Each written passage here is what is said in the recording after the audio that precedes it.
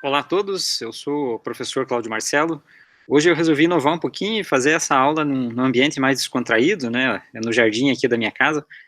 Então me desculpem se às vezes vocês escutarem carro, ou passarinho, ou cachorro, que nesse ambiente é natural, né? Mas é uma forma também de a gente mostrar que existe diversas maneiras de dar aula fora de um ambiente de sala de aula, né?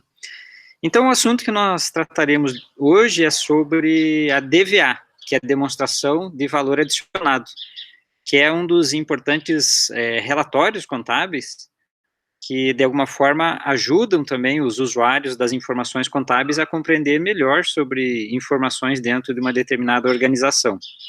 Então, eu vou compartilhar algumas telas com vocês para que, do ponto de vista didático, seja melhor de tratar este assunto, né? Relacionado, então, à DVA, demonstração de valor adicionado. Então, eu vou compartilhar a tela aqui com vocês. Enquanto isso, provavelmente vocês estão escutando aí alguns passarinhos e até torna um pouco mais agradável a aula, né? O assunto é técnico, aí a gente consegue tornar ele um pouquinho melhor do ponto de vista de didática mesmo, né? Então, tratando da demonstração do valor adicionado, né? Ela tem essa sigla, é a DVA. Esta demonstração do valor adicionado, ela teve uma razão, um breve histórico relacionado ao relatório em si, né? Então, essa demonstração, ela surgiu principalmente na Europa, quando alguns países, como Inglaterra, França e Alemanha, elas entenderam que deveria ter um relatório contábil que desse uma nova roupagem ali à demonstração dos números para diversos usuários da informação, e principalmente com um olhar um pouco menos financeiro e talvez mais social, né, como o próprio objetivo geral da DVA é bem este, né, e aí ficou bastante alinhado com recomendações da própria Organização das Nações Unidas, a ONU. O grande objetivo desse relatório, então, é mostrar como que uma determinada entidade ela está criando valor em um determinado período de tempo e como que essa entidade distribui este valor criado ao longo de um ano, provavelmente, que é o período que é feito o relatório, né? Então, a DVA evidencia como que uma empresa ou uma entidade qualquer, ela gerou riqueza através das suas produções e de que forma que esta riqueza está sendo distribuída aos diversos interessados na riqueza, entre eles empregados, governo, acionistas, aquelas pessoas que financiam o capital das entidades e quanto que ficou retido nos negócios. Então, do ponto de vista de utilidade, ela tem uma importância bastante grande quando a gente procura entender uma organização sobre o viés macroeconômico. Algumas teorias dizem que, em tese, né, se nós somássemos todas as DVAs, supondo que as entidades, né, fizessem dentro de um determinado país, nós teríamos, em última análise, uma composição do PIB daquela determinada região.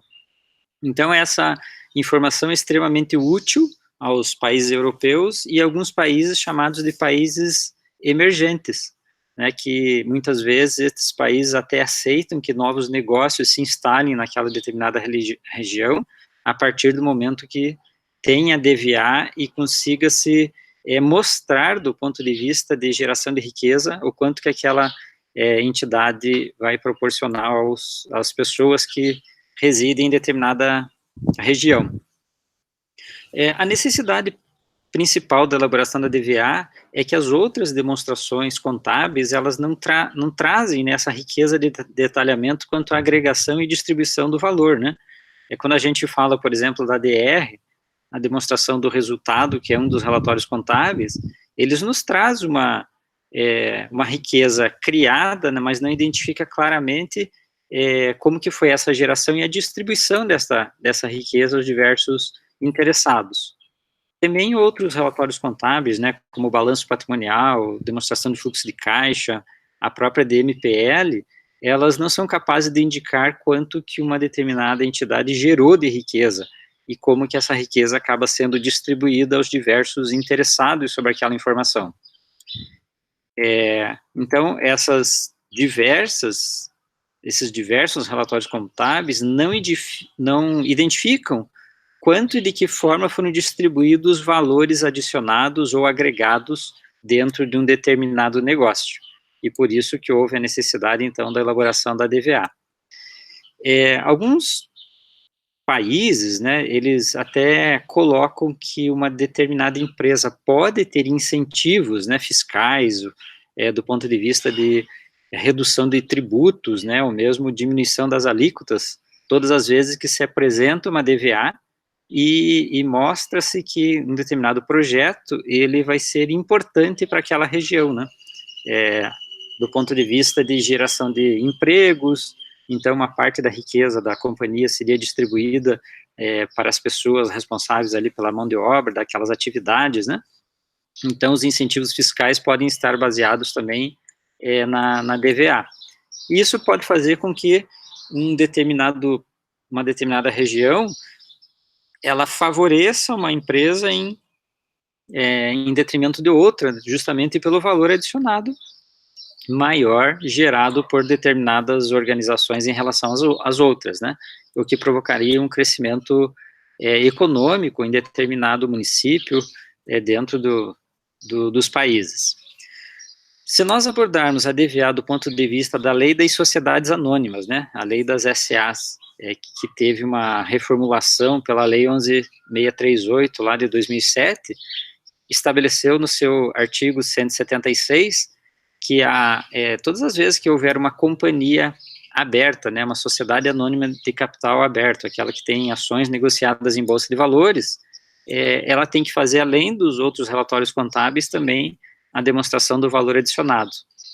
Também no artigo 188 dessa mesma legislação, né, trata sobre a questão do que deve compor minimamente ali dentro dessa demonstração de valor adicionado, né? Então, deve mostrar o valor gerado pela companhia e a sua distribuição entre os vários elementos ali que contribuíram para a geração desse valor, mostrando o quanto que ficou dentro da companhia, da riqueza gerada, e o quanto foi distribuído aos vários interessados. Mais recentemente, também o CPC, né, o Comitê de Pronunciamentos Contábeis, através de uma regulação específica, né, que é o CPC número 26, que trata da apresentação das demonstrações contábeis, em um item específico, que é o item 10, ele demonstra lá quais que seriam os relatórios contábeis obrigatórios. E entre eles, precisamente na letra F, né, desse item 10 do CPC 26, ele trata da DVA. Existe, inclusive, um pronunciamento técnico específico, né, que é o CPC número 09, que ele trata ali que legalmente, né, quando um órgão exigir aquela demonstração, né, um órgão regulador, ela deve ser feita de acordo com esse CPC 09.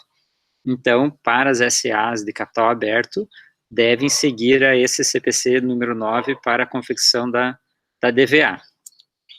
E aí, dentro desse conceito de formatação do relatório em si, né, existe uma parte do relatório que ele é o valor adicionado gerado pela sociedade, que neste caso representaria a receita bruta, que a gente coleta essa informação na demonstração do resultado, e diminuindo ali as devoluções, as vendas canceladas, para que nós tenhamos, então, o valor gerado pela companhia, né, dentro das suas atividades operacionais.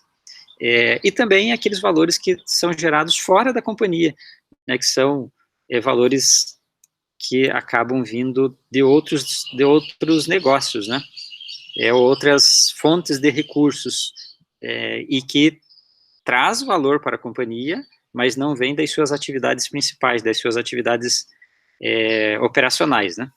Então, geralmente, as companhias abertas, elas também têm considerado algumas contas ali para diminuir do valor da geração da riqueza das suas operações, né, como uma conta que chama provisão para devedores duvidosos, alguns têm a sigla como PCLD, né, provisão para crédito de liquidação duvidosa, que tem que fazer alguns ajustes ali em relação a esta riqueza gerada pela companhia.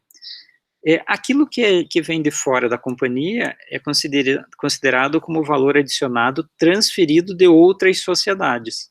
E neste contexto nós temos as receitas financeiras, né, quando uma companhia ela aplica fora do seu negócio, né, seja num CDB, e isso provoca rendimentos, há uma geração de riqueza, mas ela vem de um terceiro, né? Assim como quando eu aplico em outra companhia, comprando cotas, capital de outras companhias, e através da equivalência patrimonial, um lucro gerado por essa outra companhia vem para a controladora.